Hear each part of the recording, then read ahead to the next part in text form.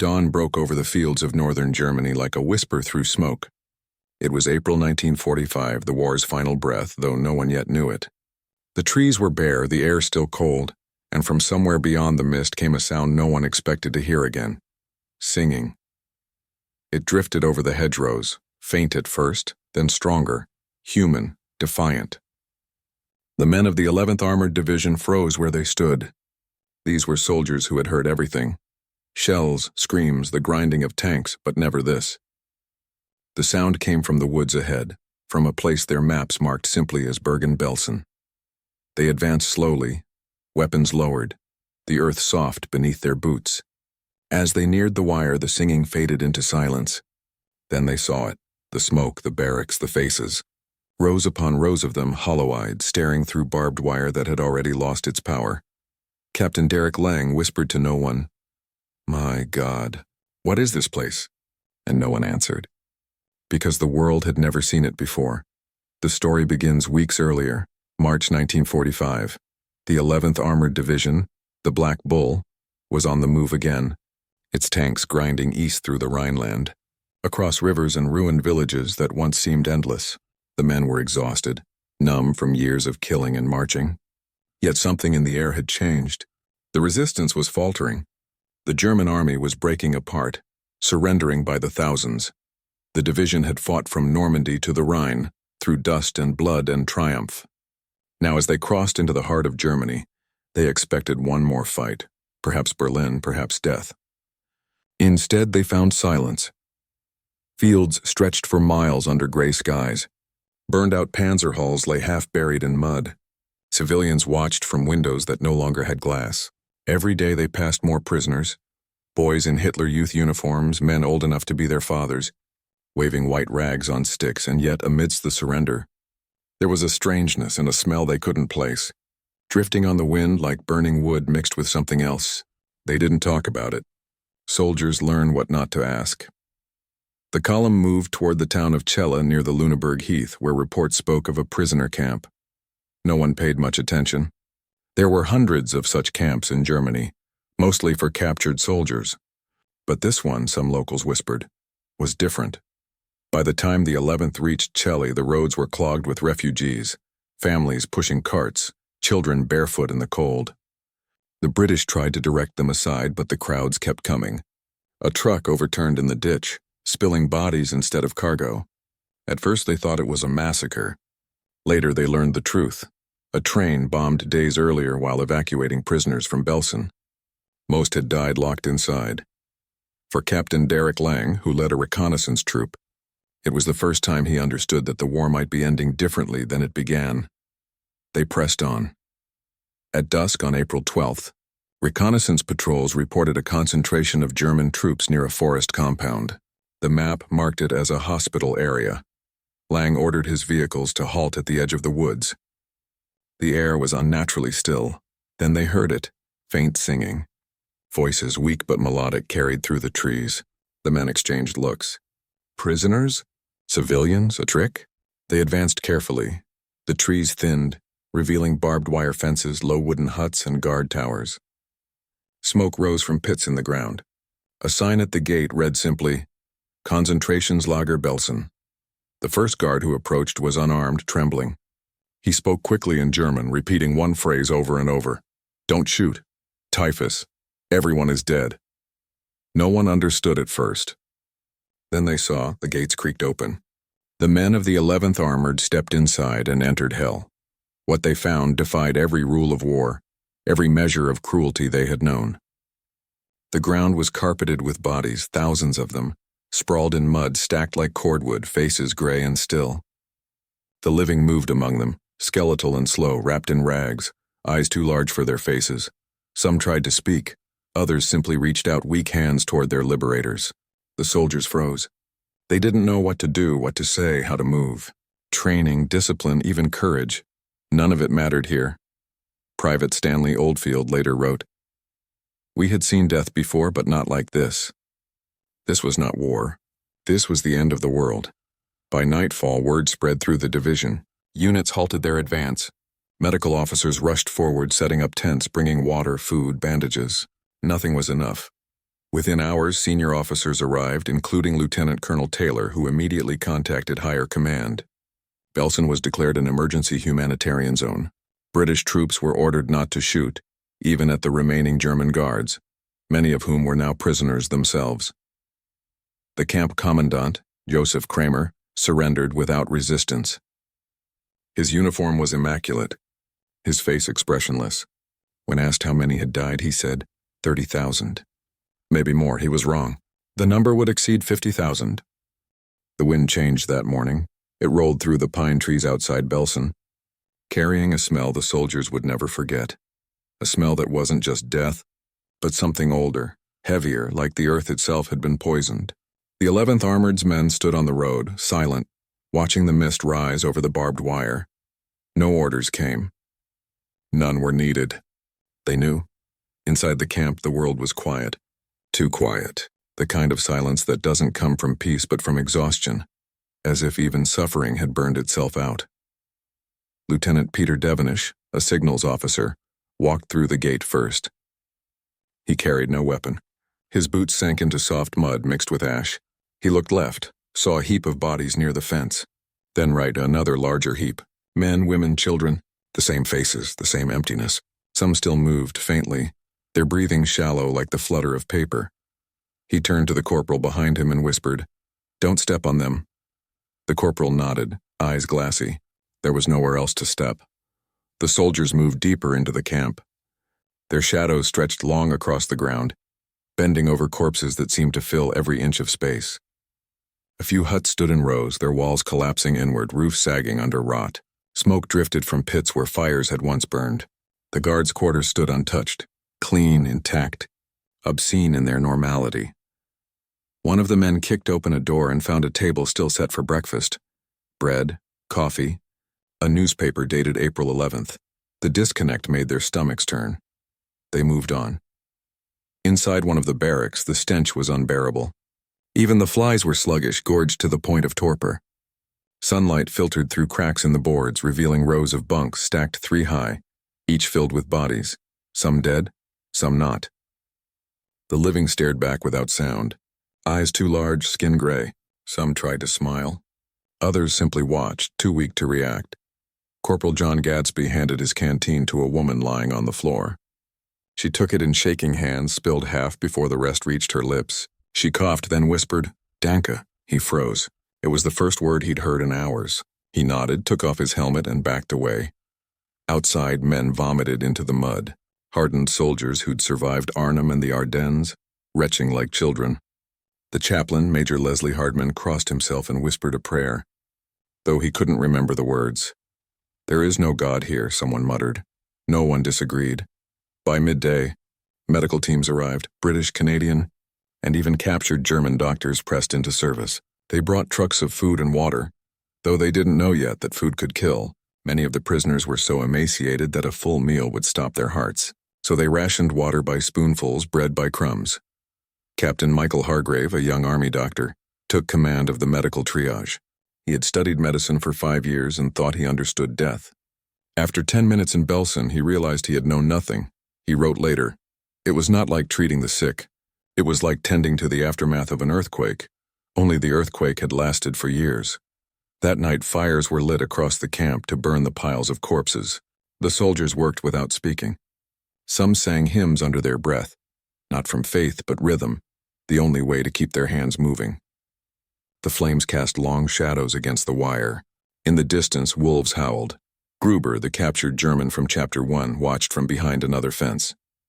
He had been conscripted as a laborer to help bury the dead. Every few minutes, he stopped to stare at the British soldiers working beside him, young, pale, determined, eyes hollow. They didn't curse him. They didn't speak at all. For the first time in years, he felt fear again, not of punishment but of recognition, of seeing what he had served. Over the following days, hundreds of vehicles arrived. British Army Film Unit cameramen set up tripods, capturing everything: the bodies, the faces, the silence. They filmed because they had to, because no one would believe it otherwise. In one reel, a soldier holds a baby wrapped in rags. He looks straight into the camera. His lips move, but no sound comes out. The film ends there. The footage will one day become history. For now it is only proof that the living once looked like this. Among the prisoners, the first sparks of life began to return. Doctors bathed them, deloused them, wrapped them in blankets. Some could walk barely. Some smiled weakly when spoken to. Others lay silent, watching clouds drift overhead as if seeing the sky for the first time. And in one hut, Hut 210, something extraordinary happened. A group of women lay together on the floor, too weak to rise. They had been singers once, from Warsaw, Prague, Vienna. One of them, Anna Weiss, had been a soprano in the Prague Opera before the war. Her voice, people said, could make a room hold its breath. Now her lips were cracked, her ribs visible beneath her skin. She hadn't spoken in days. A British medic was tending to another woman nearby when he heard a faint sound. He thought it was moaning at first and then realized it was melody. Soft, uncertain, but real. Anna was singing, just a whisper of sound, a broken fragment of a hymn. Schubert's Ave Maria. The other women stirred. One began to hum. Another joined with a trembling harmony. The medic stopped what he was doing, froze in place, eyes filling with tears. He called outside for his comrades. "Come here. You need to hear this." The men gathered at the doorway. No one spoke. The women sang, voices weak but pure, cutting through the rot and silence like light through dust. Some couldn't remember the words, so they hummed instead. It didn't matter. For those few minutes, Belsen changed. It wasn't a camp anymore. It was a cathedral. When the singing ended, silence returned, deeper now, heavier, but different. Something had been released, Private Gadsby whispered.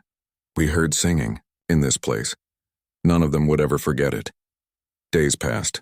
The British worked in shifts, tending to the survivors, clearing the dead. The stench of burning lingered in the air like a permanent fog. Some soldiers began to break. A few refused to eat, haunted by guilt they couldn't name. Others begged to be reassigned. Lieutenant Colonel Taylor requested a detachment of the War Crimes Investigation Unit. When they arrived, they took control of the remaining SS personnel, men and women both, and began interrogations. Among them was Irma Grise, the hyena of Belsen, and Commandant Joseph Kramer. They were kept under armed guard near the main gate awaiting trial. Their expressions never changed. One evening, a group of British soldiers dragged 2 captured SS guards toward the wire, shouting, furious beyond control. They had found a trench filled with burned prisoners, some still smoldering. One guard laughed when confronted. The soldiers raised their rifles. Orders or not, the firing squad formed. No one tried to stop them. The officer in charge, and a captain from the 11th Armoured, stepped forward. His name was Derek Lang. His face was pale, eyes red from sleepless nights. He looked at the prisoners, then at his men. "Line them up," one soldier growled. "They deserve it," another hissed. Lang said nothing.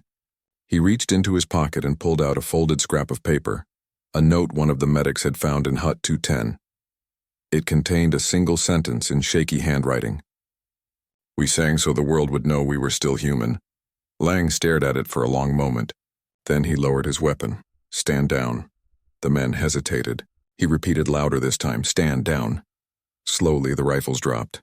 The prisoners were taken away for trial instead. No one spoke afterward. Later that night, Lang wrote in his journal, "We almost killed them." Then I remembered the singing. If they can still sing, we can still choose. By the end of April, Bergen-Belsen was empty. The survivors were transferred to hospitals. The camp itself was burned to the ground under British supervision to stop the spread of disease.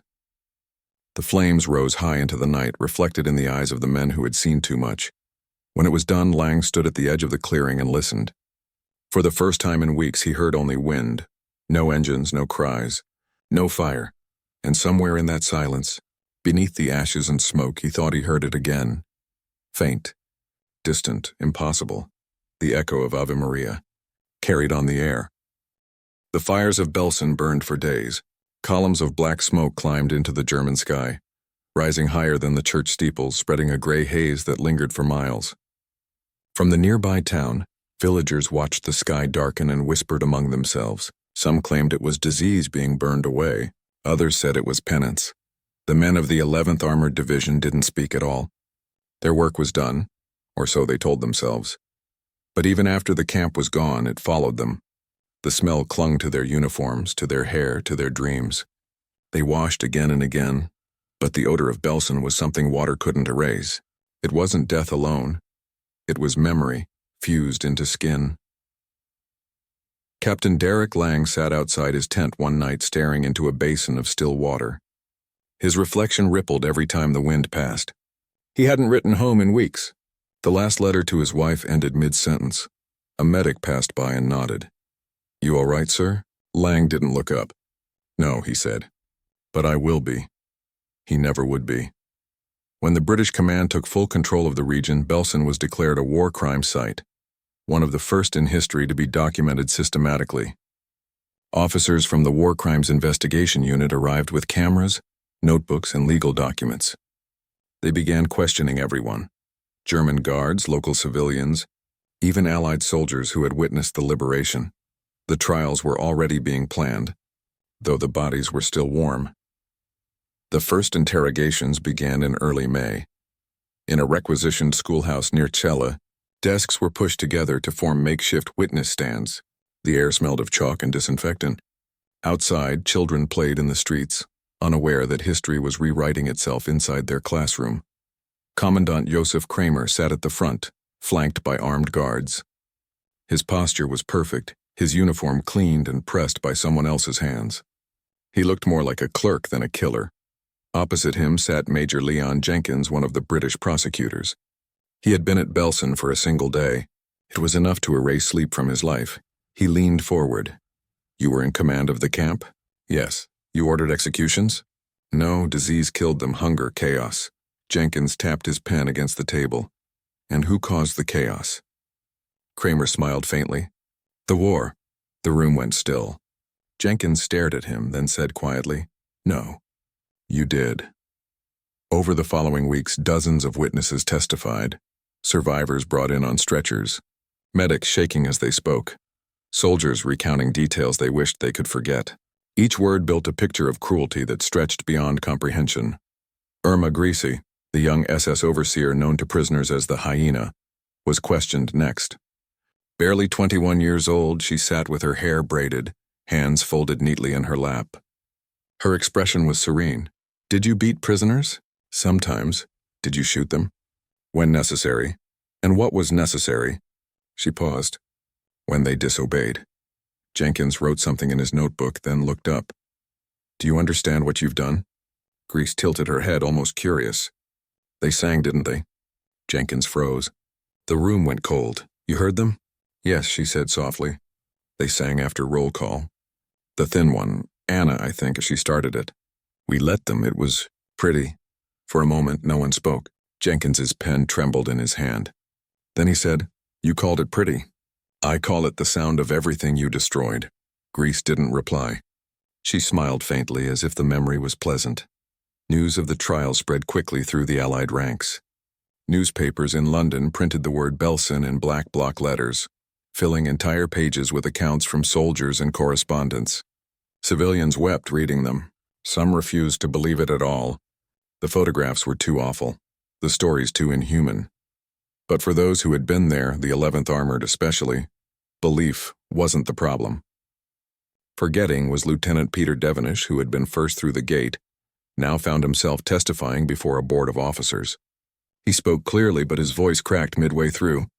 "There were bodies everywhere, sir. Not like battlefields, and worse. They were naked, thin, stacked like they'd been thrown away." He swallowed hard. "But then we heard it. Singing. From one of the huts. Women's voices." A colonel leaned forward. "You're certain?" "Yes, sir." "And what did they sing?" "Ave Maria," soft, like they were praying. The room was silent. Pen stopped moving. The colonel finally said, "And what did you feel?" Devenish hesitated. "Shame, sir, because we thought we were there to save them, but they were already saving us." Outside the courtroom, the summer of 1945 bloomed with strange beauty. The trees were green again, birds returned to the skies. The war was over, and at least on paper. But for the men of the 11th, peace felt like a rumor.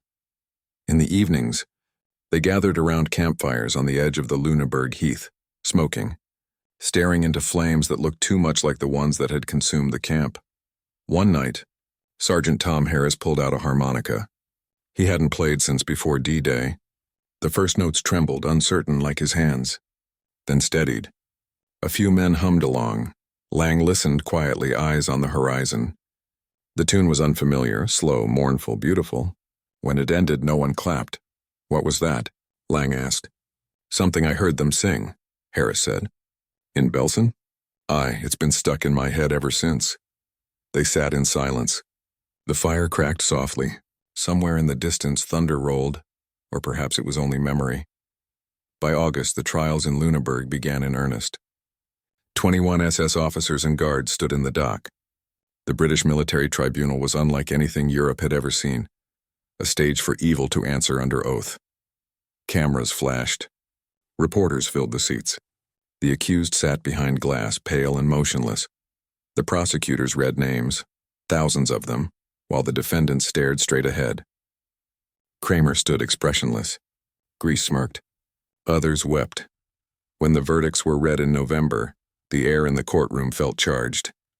11 death sentences, 14 prison terms, 1 acquittal.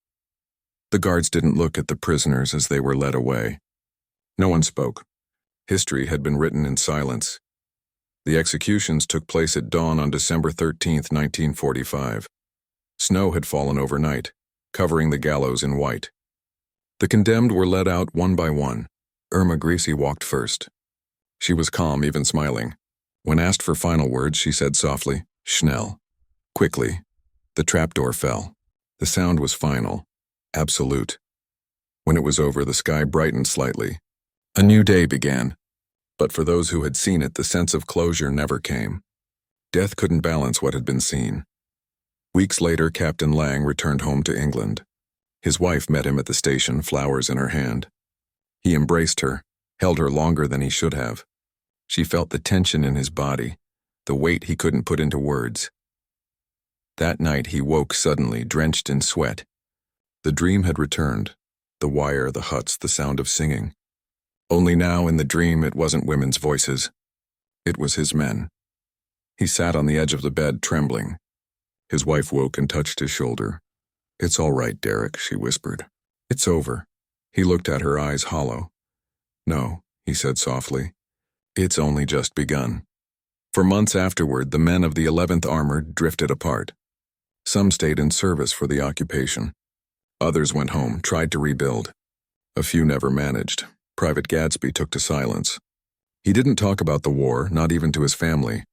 When asked where he had been, he only said, "Germany, Prulste 45, and nothing more. Lieutenant Devenish became a schoolteacher. On the first day of class, he asked his students to sing. They hesitated, uncertain. Then one boy began softly, a hymn, unfamiliar. Devenish smiled faintly. "That's good," he said. "Keep singing." The footage from Belsen was later shown in London cinemas, newsreels titled, "German Concentration Camp Atrocities." People fainted in the aisles. Others shouted at the screen. The government had debated whether the public should see it at all. In the end, they decided the truth was necessary no matter how unbearable. One of the reels captured something unexpected. In the background of a shot showing British soldiers distributing food, faint but audible, there was music. A few bars of a hymn carried from somewhere off camera. The engineers thought it was static until they slowed the film's sound. Then they realized it was singing. The newsreel was released as is. The audience never noticed. But those who had been there, sitting in dark theaters, recognized it instantly. Lang, in his seat among them, closed his eyes. He could see the barrack again. He could hear the voices. They were still singing. That winter, the war trials continued elsewhere, Nuremberg, Tokyo. But for the men of the 11th, their trial had already passed. They had seen evil without disguise, and they had heard humanity rise above it. That knowledge became their burden and their salvation. Lang visited one of his comrades in hospital that spring. Harris, the harmonica player, was dying of tuberculosis. He could barely breathe, but when Lang entered, he smiled weakly and reached for his bedside drawer. Inside was the harmonica. "Play it," Harris whispered. Lang hesitated, then brought it to his lips. The melody was broken, uneven, but familiar. Ave Maria, slowed and reshaped by memory. When it ended, Harris exhaled softly. "Beautiful," he murmured. "You can still hear them, can't you?" Lang nodded. Always. The years moved on. The uniforms were folded away, medals tucked into drawers. Belsen became a memorial, its ashes buried under concrete marked only by stones. Tourists came, whispered, left flowers. Birds returned to the trees. Yet for those who had walked its grounds, time never cleaned the air. They carried the smell, the sound, the faces, forever. Sometimes in the quiet before dawn, Lang would step outside his home, look toward the horizon, and listen. The world was peaceful now, children laughing in the distance, trains passing softly, but every so often. He thought he could still hear it, faint, fragile, eternal, the singing. The war had ended. But the silence had not. It hung over Europe like fog, thick, invisible, inescapable. The guns had stopped, yet the ground still seemed to hum with memory. In cities across the continent, people began to rebuild, brick by brick, word by word, but every stone laid rested on the bones of the past. For the men of the 11th Armoured Division, the war had become an echo chamber. They heard it in the rumble of trains, in the crack of thunder, in the cry of a child at night. Most never spoke of what they'd seen. Those who did found language inadequate. Captain Derek Lang, now back in civilian clothes, lived quietly in a small house near Canterbury. He taught history at a local school. Each morning he walked through misty fields that reminded him of the march toward Belsen. Sometimes he stopped halfway and simply listened, half expecting to hear that impossible melody again. He never did. But the silence it left behind had its own weight.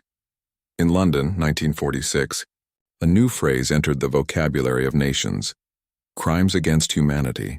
The Nuremberg trials had concluded, and with them came a reckoning unlike any before. For the first time, the law had words to describe what had happened in places like Belsen and Auschwitz.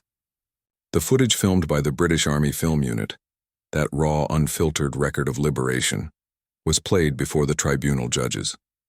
It was the first time the world saw what the 11th Armoured had seen.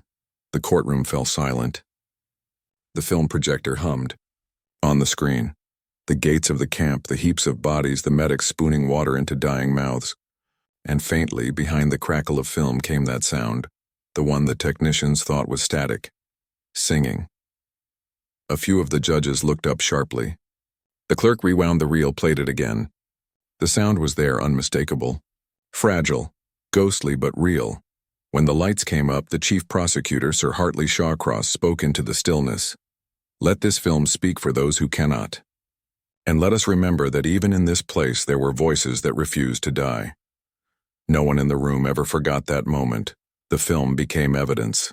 The singing became legend. Reporters called it the Song of Belsen. Survivors who later testified spoke of it too. Some said it happened once. Others swore it happened every night before liberation, a ritual of defiance in the dark. Among them was Anna Weiss, the soprano from Prague who had begun the hymn. She was alive, though frail, her body a map of scars. When interviewed by a journalist from the Times, she said quietly, "We sang because we were still human, not because we were strong, but because we refused to let them finish the song for us." Her words traveled the world. In Paris, 1947, Anna performed again for the first time since the war. It was a small concert hall lit by candles, the walls still marked by shrapnel. The audience was silent, no coughs, no whispers. When she stepped to the microphone wearing a plain black dress, she closed her eyes and began to sing Ave Maria. The sound filled the room like water. Some in the audience wept openly, others simply bowed their heads. When she finished, there was no applause, just silence, deep and reverent. One British correspondent seated near the front wrote later, "It was not the voice of victory or survival. It was the voice of mourning, for everything humanity had lost and for what it had somehow managed to keep." The next morning, Anna disappeared from the public eye. She would never perform again. But the recording of that single concert, the first post-war Ave Maria, would one day be played at memorials across Europe. Meanwhile, the men of the 11th Armoured scattered across peacetime England. Some went back to their trades. Others couldn't. Lieutenant Peter Devenish became a schoolteacher just as he'd planned before the war. Each spring, when the choir practiced hymns for Easter service, he found himself standing at the back of the chapel listening. The children's voices, bright, innocent, unscarred, would rise to the rafters, and for a moment, he would see the wooden huts again, the women sitting upright, their faces lifted toward an invisible sky. After each performance, he would step outside, lean against the wall, and light a cigarette with shaking hands. He never explained why he cried. Across Europe, memorials rose from ashes. Belsen itself became a field of stones, a vast open space with no walls, no barbed wire, only earth and wind. A single obelisk marked the center, its inscription stark and simple. Earth conceal not the blood shed on thee. When the 11th Armored veterans returned for the dedication in 1952, they stood in silence, hats removed, heads bowed. The chaplain read from Psalms, but his voice wavered. Halfway through, he stopped. Then quietly, from somewhere in the crowd, a melody began to rise. No one knew who started it, an old soldier perhaps, or one of the nurses who had tended the sick. But soon the entire gathering was humming the same tune. Ave Maria. The wind carried it over the field, through the trees, across the land where the fires had once burned. Reporters later called it the second singing. Lang, standing near the front, closed his eyes. For the first time in years, he didn't feel alone. By the late 1950s, the war had become history. Textbooks turned battles into maps and atrocities into paragraphs. The black and white images faded into archives. But for those who had lived them, memory remained a wound that never healed. The song endured. Every few years, a documentary surfaced, a film reel reissued, an anniversary marked by candlelight. Always the same image, gaunt faces, watchtowers, smoke. Always the same question, how could this happen? And always, somewhere in the background, that faint music. In 1961, the trial of Adolf Eichmann began in Jerusalem. Broadcast live to the world, it was the first time survivors could speak directly to millions. Among the witnesses was a woman listed only as A.W., Anna Weiss. She took the stand, trembling, but her voice was steady. He thought we were nothing, she said, pointing toward Eichmann. But when we sang, we became everything he feared. We became memory. The court fell silent. Cameras clicked. The world listened. When the transcript was published, newspapers reprinted her line in bold. It became the headline across Europe. We became memory. In England, Derek Lang read the article at his breakfast table. His wife poured him tea, watching his face change. He folded the paper carefully, stood up, and walked outside. The morning was bright, birds calling. For a moment he thought he heard it again, the faint echo of that impossible song. He smiled almost, then went back inside. That winter, Lang was invited to give a lecture at a military academy. His topic, moral courage in war. He spoke without notes. The room was silent except for the crackle of the fire. Courage, he said, is not only standing against the enemy, it's standing against yourself, against the rage, the need for vengeance. In Belsen, we were ready to kill. Then we heard singing, and in that moment I understood what we were fighting for. A cadet raised his hand. Sir, what did it sound like? Lang paused. His eyes glistened. It sounded, he said quietly, like the world remembering what it means to be human. The years blurred forward. Lang aged gracefully, though the war never left his eyes. His hair turned white, his gait slowed, but his voice remained calm, deliberate, almost gentle. He never wrote a memoir, though publishers asked. He said the story wasn't his, it belonged to those who sang. In 1970, he visited Belsen once more, alone. The air was clear, the grass long and green. The memorial stones were weathered now, names fading. He walked among them slowly, tracing the letters with his hand. He stopped at a mound marked, Here ruin 5,000 tot. Here rest 5,000 dead. He knelt, closed his eyes, and whispered the words he hadn't spoken aloud in 25 years. We heard singing. For a moment, the wind stirred. The trees swayed softly, leaves rustling in harmony. He stayed there until sunset, listening. Then he stood, saluted, and walked away, elsewhere. The song kept traveling. In the 1980s, a young composer named Samuel Adler, himself a refugee from wartime Germany, discovered Anna Weiss's testimony. He found the original recording of her 1947 Ave Maria concert in the French National Archives and wove it into a symphony. He called it the Cantata of Ashes. At its premiere in 1986, an orchestra of survivors and their children performed it in Berlin, the city once at the center of destruction. When the soprano's voice entered, Anna's voice preserved in grainy fidelity from that night 4 decades earlier. The audience stood in silence. Even those who didn't understand the words felt their meaning. Among them sat Peter Devenish, now an old man with trembling hands.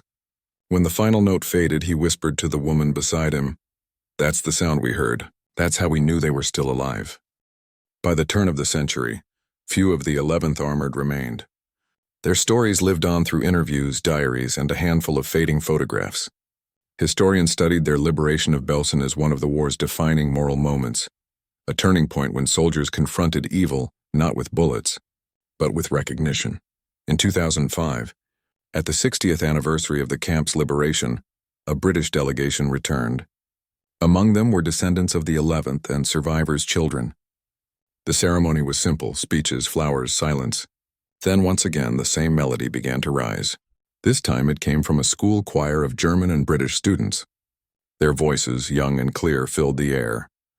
Standing at the back of the crowd, a gray-haired historian recorded the sound. When asked why, he said, "Because one day someone will forget, and when they do, this is what we'll play." As the camera drifts above the memorial field, grass rippling in sunlight, stones lined in rows, the sound swells. The melody is no longer fragile. It is vast, encompassing decades, carrying both grief and grace. We move across time, black and white footage of liberation blending into color. The 11th Armoured's tanks dissolving into school children holding candles. The world changes, but the song remains. History doesn't end. It hums. It begins with wind again, soft, steady, carrying across the low heather fields of northern Germany. The trees at Bergen-Belsen bend slightly as if bowing. It is April once more, but 80 years have passed. The earth is green again. The air is clean. Children walk between the mounds now, holding white flowers. A guide speaks softly, his voice nearly lost beneath the sound of rustling leaves. He points toward a small stone marker near the center of the field. Its inscription is worn, barely legible, carved in both German and English. Here ruin 10,000 tot. Here lie 10,000 dead. The children are silent. Some take photographs. Most simply stare. Among them stands an old man in a long coat supported by a cane. His face is lined, eyes pale and distant but steady.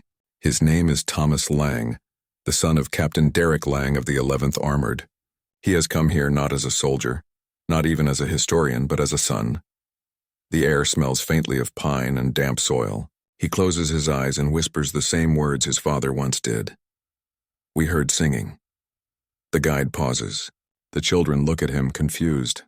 Lang smiles faintly. "It's what my father said the day they found this place. They heard singing." The guide says nothing. Only the wind answers. Decades earlier, in 1988, Derek Lang had died quietly in his sleep. He was found in his armchair, a letter on his lap. It was addressed to no one. Inside were only a few lines written in his old disciplined handwriting. "If they ever ask what we saw, tell them we heard singing. Tell them that's how we knew the war was over." No one knew what he meant at first. Only those who had been there understood. After his death, the letter was given to a museum in London, where it became part of an exhibition titled Voices of Liberation. The curators placed it beside a rusted helmet, a camp identification tag, and a small audio recorder salvaged from the archives. When visitors pressed a button, a crackling sound emerged. Grainy, faint, almost lost to time. It was the recording made by the British Film Unit that day in 1945, and beneath the static, if one listened closely, there it was. The song, the years blurred together, the survivors faded one by one. Anna Weiss passed away in 1992 in Vienna, leaving behind a single vinyl record, the 1947 recording of Ave Maria. Her voice, preserved in its fragile analog warmth, had outlived a century. Musicians rediscovered it decades later and remastered it, though no one dared alter its imperfections. The scratches and hiss were part of its truth. The album became a cult artifact among historians, musicians, and those who sought beauty in pain. One critic wrote, "It sounds like someone singing to the ashes of the world, and the ashes listening back. Every few years, a filmmaker or documentarian would find it, use it, reinterpret it, but the song never aged. It existed outside time." In the early 2000s, a young filmmaker named Eleanor Lang, granddaughter of Derek, set out to make a film about her grandfather's division. She found his field diaries, his maps, his uniform buttons, all stored in an attic trunk. At the very bottom lay a cassette tape labeled only Belson. April 1945, she played it. The hiss of the tape filled her studio, then the faint shuffle of boots, the wind, and finally, barely audible, the sound of women's voices. It stopped her breath. She listened again, for hours. She isolated frequencies, cleaned the distortion. Each time the sound became clearer, not louder but sharper, as if the past itself was breathing. Then came the realization. She wasn't just hearing history. She was hearing her family's memory, the sound that had defined her grandfather's life, the melody that had stopped a firing squad, that had rewritten what humanity meant at the edge of ruin. She decided that would be her film. We Heard Singing. The production began in 2008. Eleanor filmed veterans' interviews, survivors' children, historians. She shot in black and white, using grainy lenses to mirror the texture of the past. Every frame felt like it had been discovered in a forgotten archive. The final scene would be filmed at Belson itself, on the anniversary of liberation. The crew set up quietly before dawn. The field was empty except for the wind and birds. As the sun rose, Eleanor walked alone through the memorial grounds, camera rolling. She whispered her grandfather's line once more. We heard singing. And just then, by chance or fate, a choir of schoolchildren from Chile began rehearsing in the distance for the day's ceremony. Their voices drifted through the air. Ave Maria. Eleanor stopped, overcome. The sound was soft, pure, fragile, but unmistakable. It was happening again. 80 years later, in the same place, at the same hour, under the same sky. She didn't move. She didn't call cut. The camera simply rolled, capturing wind, grass, song, and silence. It became the final scene of her film. When We Heard Singing premiered at the Sundance Documentary Festival, it stunned the audience. There were no interviews in the final cut, no narration, no commentary, only voices, footage, and the song. Critics called it the quietest film ever made, and the loudest cry against forgetting. One reviewer wrote, "It doesn't show horror. It shows what came after, the human capacity to sing through it." The film won awards, yes, but more than that, it resurrected a moment. In schools, in museums, in memorials across Europe, teachers began using it to explain not the war, but the endurance of the human spirit. And through that film, the Lang family, the 11th Armoured, and the voices of Hut 210 became immortal. By the 2020s, the last surviving members of the 11th Armoured were few. Peter Devenish, the lieutenant who had been first through the gate, lived in a care home by the sea. His hair was white, his eyes clouded, but his memory of that day remained sharp. When a young journalist came to interview him, she asked softly, "Do you still remember the sound?" He smiled faintly. "Every night," he said. "It's the first thing I hear when I close my eyes." She hesitated. "What did it mean to you?" He looked past her toward the window where the ocean shimmered. "It meant," he said, "that there's a part of us they couldn't destroy, the part that sings." A few months later he passed away. At his funeral, the local choir sang Ave Maria, the same arrangement Anna Weiss had once performed. The same song his comrades had heard in a hut of death and defiance. Among the mourners stood Eleanor Lang, her camera off, her hands folded. She wept quietly. After the ceremony, she drove to the coast where her grandfather's ashes had been scattered years earlier. The tide was low, the horizon endless. She set up her small recorder, pressed play, and let the old tape roll once more. The voices from Belson, 1945. The wind carried them outward, mixing with the sound of the waves. For a moment it felt as though the sea itself was singing. She whispered, "It's yours now," and turned off the machine. The world kept moving. Cities changed, generations rose and fell. But in certain museums, in certain classrooms, and in certain hearts, the echo of that song still played, not as tragedy, as proof. Proof that in the darkest place humanity ever built, something still dared to sound beautiful. The closing shot is simple. The camera drifts low across the grass at Belson, dew glistening in morning light. The children have gone. The field is empty. Only the stones remain, weathered and still. And then faintly at first the melody begins again. Ave Maria. But this time, it's layered.